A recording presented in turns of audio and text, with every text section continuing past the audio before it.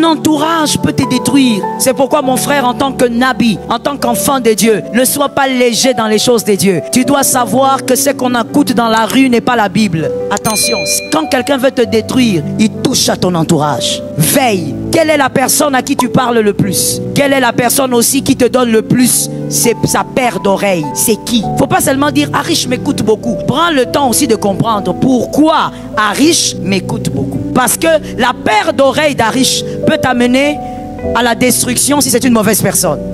Ils peuvent détruire votre destinée en vous aidant à être mal accompagné. Celui qui est mal accompagné échouera. Ça, c'est indiscutable.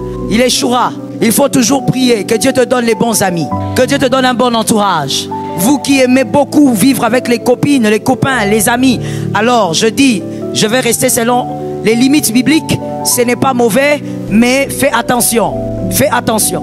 La Bible va même plus loin en disant celui qui a beaucoup d'amis les a pour son malheur, mon frère. Pourquoi? Parce que quand tu as beaucoup d'amis, tu parles trop en même temps. Et quand tu parles trop, c'est que tu dis c'est distille. Ça te crée des problèmes même là où tu pouvais gérer les choses dans la paix. Attention à ton entourage. Qui sont tes copines? Qui sont tes amis? Il est important de savoir ceci. Lorsqu'on a un entourage avec qui on partage les mêmes centres d'intérêt, on évolue. C'est pour ça qu'il y a des gens qui ne comprennent pas, et ça je vous le concède, on ne peut pas tout comprendre dans la vie. Il y a des gens qui ne comprennent pas que c'est une réalité, qu'il est difficile qu'une femme mariée ait pour meilleure amie une célibataire. Les gens militent pour ça, mais bon, comme je dis, on ne peut pas tout comprendre dans la vie, c'est pas grave. Mais quand vous allez dans la profondeur, vous voyez que c'est une évidence. Parce que les centres d'intérêt ne sont pas les mêmes. Tu peux avoir des connaissances, tu peux avoir, mais ta meilleure amie, c'est celle-là la célibataire. Ok, quand tu as des problèmes de conflit avec ton mari, c'est la meilleure amie. Donc c'est avec elle que tu partages. Elle te donne quel conseil? L'expérience que tu as eue avec tes ex n'a rien à voir avec le mariage. Pour que ta meilleure amie te dise, non, moi si j'ai eu des copains, le copinage c'est pas le mariage. Les décisions qu'on prend dans le copinage, ce ne sont pas les décisions qu'on prendra dans le mariage. Est-ce que quelqu'un m'entend bien? Maintenant regarde-moi et dis-moi, j'entends. Tu vois, quand tu es dans le copinage, malheureusement pour ceux qui sont dans le copinage, à ton âge tu es dans le copinage, mais bon bref, pour ceux qui sont dans le copinage, l'homme là, ton copain, il est à prendre à la légère. C'est un ballon léger. À un moment donné, tu peux le shooter, le plaquer. Mais le mari, on ne shoot pas. C'est pas un ballon léger, c'est le béton. Oui, il faut faire attention comment tu le portes. C'est la personne avec qui tu bâtis la destinée. On ne joue pas avec ça. Je ne sais pas pour toi ma soeur, pour toi mon frère, mais 2 ans de vie, c'est trop. 1 année de vie, c'est trop. 5 minutes de vie. Tu ne vas pas prendre tes 5 ans de vie que tu passes avec quelqu'un pour bâtir des choses et puis tu prends les choses à la légère. Oh, je suis fatigué. Oh, je vais faire ceci. Est-ce que tu comprends ce que c'est bâtir une vie? On ne décide pas comme dans le copinage. Dans le copinage, tu vas le dire à ce gars-là, je ne vais plus te voir. Au mari, on ne dit pas je ne vais plus te voir. Je suis fâché, mais je dois te voir. Parce qu'on bâtit la destinée. Et d'ailleurs, si c'est lui, le mari, qui te dit je ne vais plus te voir, dis-lui, tu me verras. Longtemps. Parce que si tu es la personne, on ne blague pas avec. Oh, je vous dis, on ne blague pas avec. Surtout que la femme, elle n'est pas chef. Qui est chef? Donc, par ricochet, la femme prend sa vie. Elle met ça entre les mains. On ne joue pas avec ça.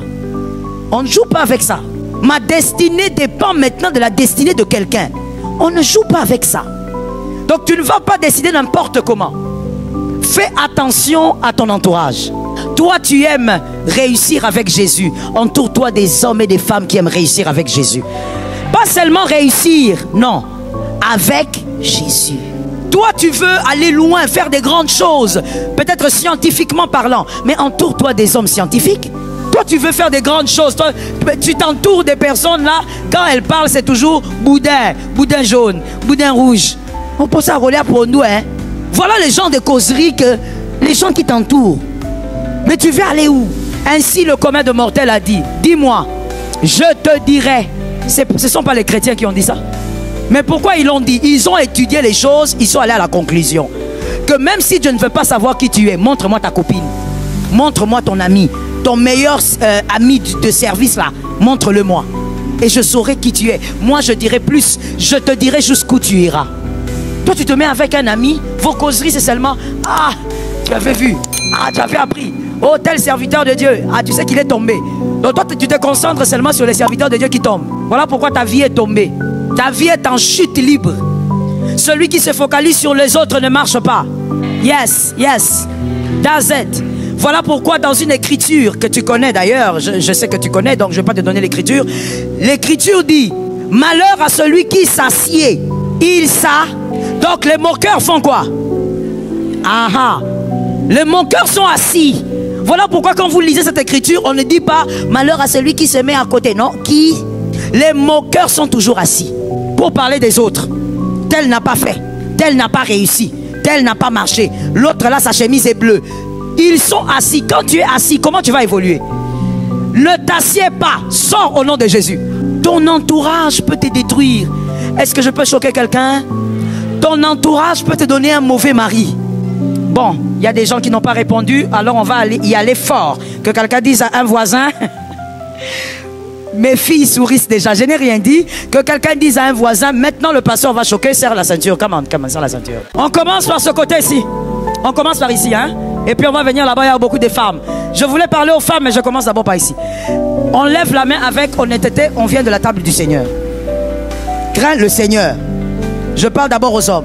Quel homme ici se rappelle qu'un peu plus jeune, parce que je crois que tu ne le fais plus, a dû aimer une fille par influence de ses amis?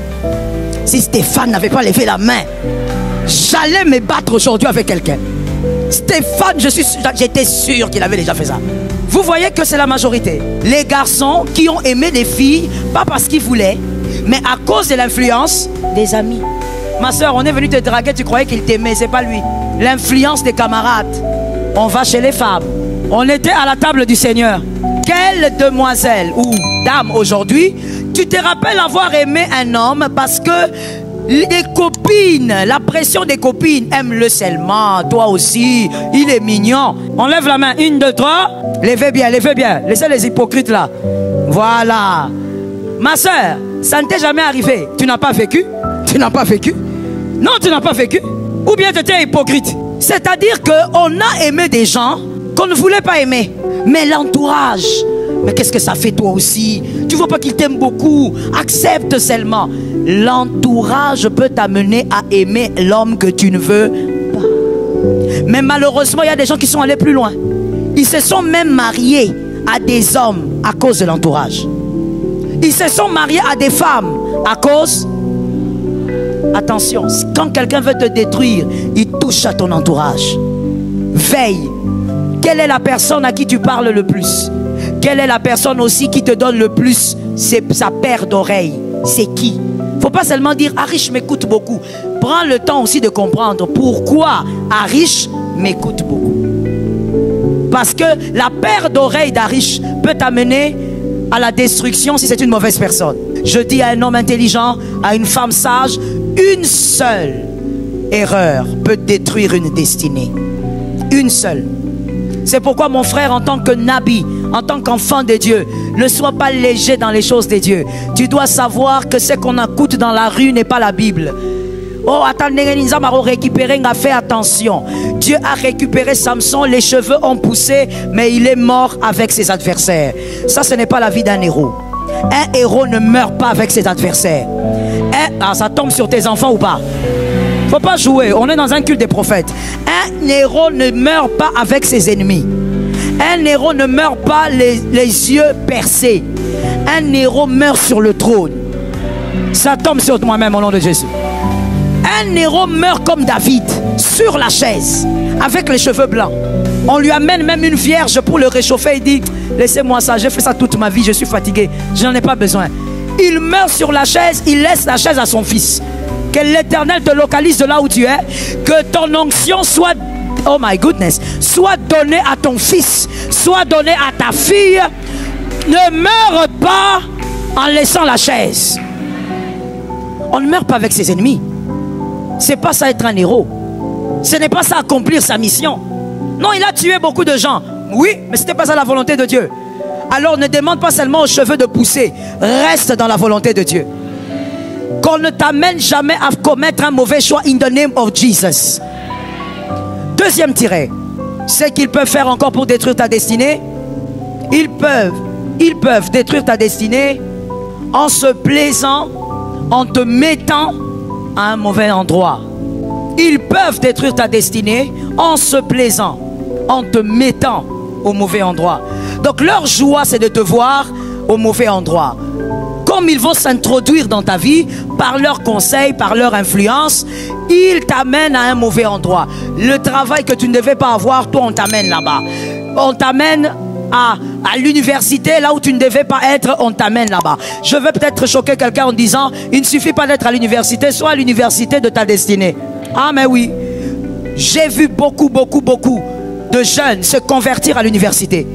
Mais pourquoi? Il a été à la bonne université, il y avait un groupe d'étudiants qui étaient zélés pour le Seigneur et il a donné sa vie à Jésus. Quelques années plus tard, pasteur d'une église qui bénit les gens.